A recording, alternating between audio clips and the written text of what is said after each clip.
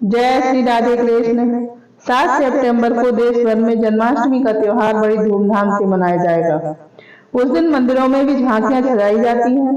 श्री कृष्ण की बाल लीलाओं की कहानियां दर्शाती ये झांकियां लोगों को खूब भाती हैं। ऐसे में हम भी आज लेकर आए हैं बाल गोपाल की ऐसी ही कुछ बाल लीलाएं, जिन्हें पढ़कर आप भाव विभोर हो जाएंगे। आइए सुनते हैं भगवान श्री कृष्ण की बाल लीलाएं। भगवान श्री कृष्ण की बाल लीला। पौराणिक कथा के अनुसार भगवान श्री कृष्ण का जन्म वासुदेव और देवकी के गर्भ से कारागार में हुआ था। वासुदेव ने श्री कृष्ण को गोकुल में यशोदा के यहाँ दे दिया था, जहाँ यशोदा ने अपने लल्ला कान्हा को बड़े ही लाड प्यार से पाला। भगवान श्री कृष्ण बचपन से ही नटखट थे। जितना यशोदा मैया और नंद बाबा उनके नटखट अंदाज से परेशान थे, उतना ही वहाँ के गांव वाले भी। कृष्ण जी अपने मित्रों के साथ मिलकर गांव वालों का माखन चुराकर खा जाते थे, जिसके बाद गांव वाले उनकी शिकायत मैया यशोदा के पास लेकर पहुंच जाते थे।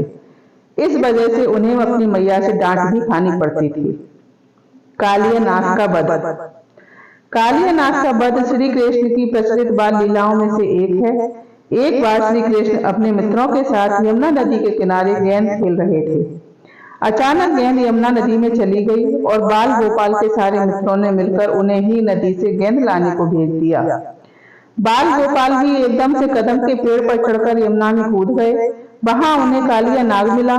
श्री कृष्ण ने अपने भाई बलराम के साथ मिलकर जहरीले कालिया नाग का वध कर दिया। गांव की गोपियों के साथ रासलीला। भगवान श्री कृष्ण का जहां राधा जी के साथ एक खास रिश्ता था, वहीं गांव की गोपियों से भी उनकी खूब बनती थी। कृष्ण की बंसी की धुनें राधा को खूब भाती थी। पूरे गांव में राधा कृष्ण की रासलीलाएं खूब चर्चित थीं। किसी भी तीज त्योहार पर खूब नाचते गाते दिखाई देते थे। गांव की गोपियां भी श्री कृष्ण के बांसुरी की खूब दीवानी थीं। श्री कृष्ण का आकर्षित चेहरा एकदम से गोपियों को अपनी ओर आकर्षित करता था, जो कि पूरे गांव में खूब प्रचलित थी। गोवर्धन पर्वत की कहानी। गोवर्धन पर्वत की कहानी से भी हर कोई परिचित है, जो कि उनकी प्रचलित लीलाओं में से एक है। दरअसल इंद्रदेव श्री कृष्ण की लीलाओं से अनजान थे और उन्होंने गुस्से में गांव में बहुत तेज बारिश कर दी। गांव वालों को बचाने के लिए श्री कृष्ण ने गोवर्धन पर्वत को अपनी एक उंगली पर उठा लिया और सभी मथुरा वासियों को उसके नीचे शरण दे दी। 7 दिन तक बिना कुछ खाए श्री कृष्ण गोवर्धन पर्वत को उठाए खड़े रहे और 8वें दिन बारिश रुकने पर गांव वासियों को बाहर निकाला। कार्तिक मास में अन्नकूट की पूजा भी श्री कृष्ण ने ही आरंभ कराई थी। कंस का वध।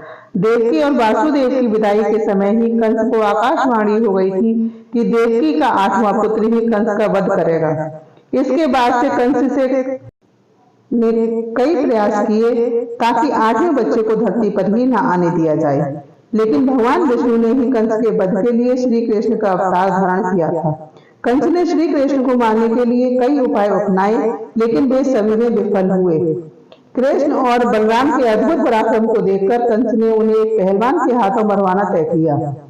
इसके लिए कंस ने श्री कृष्ण और बलराम को पहलवान से लड़ने के लिए आमंत्रित किया, लेकिन उन्होंने उस पहलवान को मार दिया और कंस का भी वध कर वासुदेव और देवकी को कारागार से मुक्त करवाया। कंस के वध के बाद कृष्ण और बलराम शिक्षा के लिए अपने गुरु के आश्रम चले गए।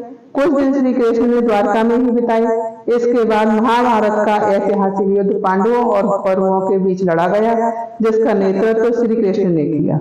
बोलिए श्री कृष्ण कन्हैया लाल की जय। अगर मेरी वीडियो पसंद आई हो तो इसे लाइक, शेयर एवं सब्सक्राइब जरूर करें। धन्यवाद।